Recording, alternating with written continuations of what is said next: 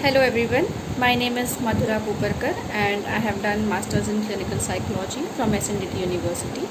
Today is World Mental Health Day, and as a mental health professional I feel that it is very important to create mental health awareness, and it is very important to let you all know how much your mental health is also important and mental health matters. So let us begin with what are the early signs and symptoms of any kind of mental illnesses.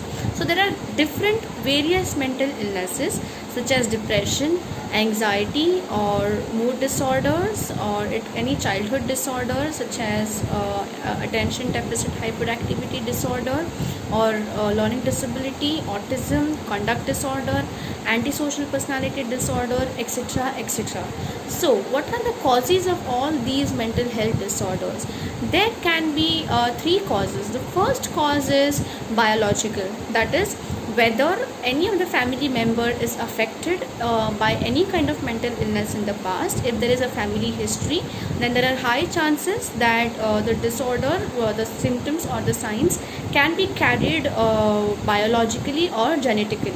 Second cause can be environmental cause. So if there is any environmental stressors or any outside triggers that causes emotional disturbance in the individual, it can be a cause. Okay, disturbances in family life, family conflicts, marital conflicts, or in a child's case it can be parental conflicts, or it can be conflict with the workplace, in the job place, etc.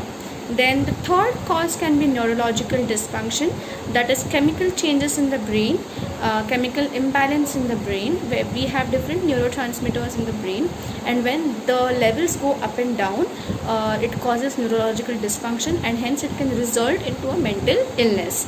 Now, the general signs and symptoms of mental illness is first, change in sleep and appetite. So if the patient is oversleeping or is unable to sleep, or if the patient is overeating, that is eating a lot of food, and that to junk food like wafers or chips, etc., or there is severe lack of appetite. So change in sleep and appetite. Next is avoiding social interaction. So if a person is highly socially interactive, likes to go to functions, family functions, birthday parties, loves to interact with friends, and suddenly starts staying alone, doesn't like to interact or mix up with people around, doesn't goes for any functions or birthday parties, prefers to stay aloof, then that is the next sign and symptom, socially withdrawn basically. So that is avoiding social interaction. Third is lacking in responsibilities. So here now a person who is able to live his daily life and do his regular tasks on time is now suddenly getting late in doing his things, because his or her mind is usually generally preoccupied with repetitive ruminating thoughts that are disturbing to him or her, and hence he is not being able to focus on his task, and hence the task remain incomplete, or he or she is unable to achieve them. So that is lacking in responsibilities.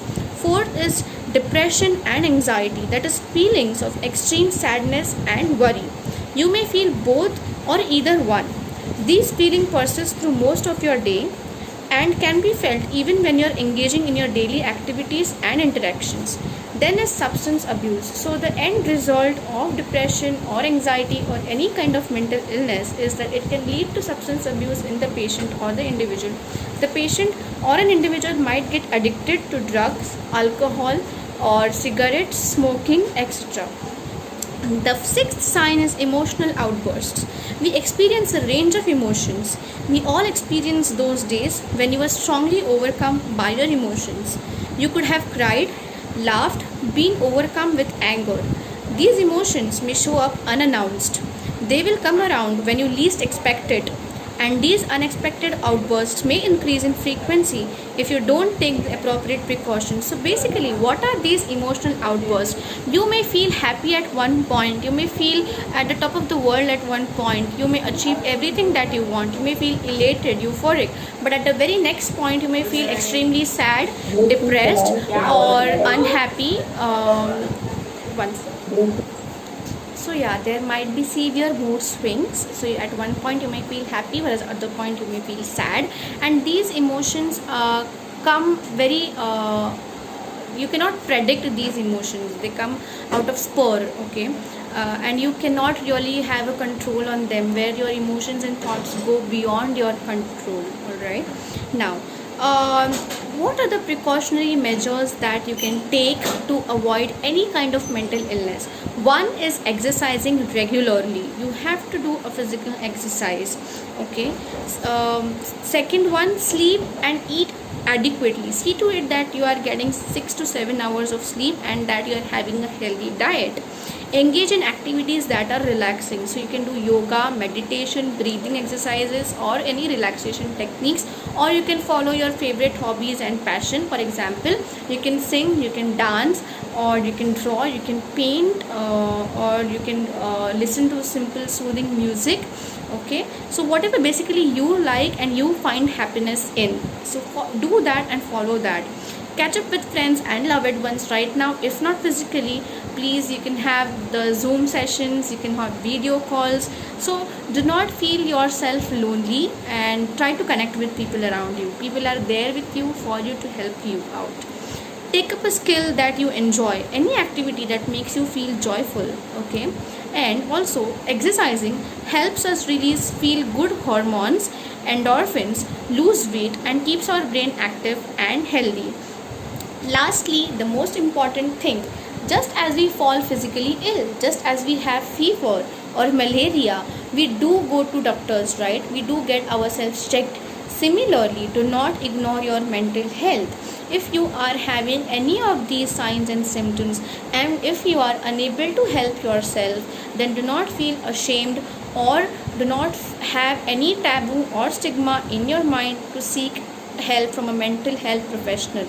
You can visit your nearby psychiatrist, psychologist, or counselors. Please do seek help from mental health professionals. That is very, very important. If you have fever, you do not become fever. If you have malaria, you do not become malaria. So your illness doesn't define you. You don't become that illness. Similarly, if you are in depression, you are not depressed, and it's not going to be permanent. Help is available and cure is available. Thank you so much.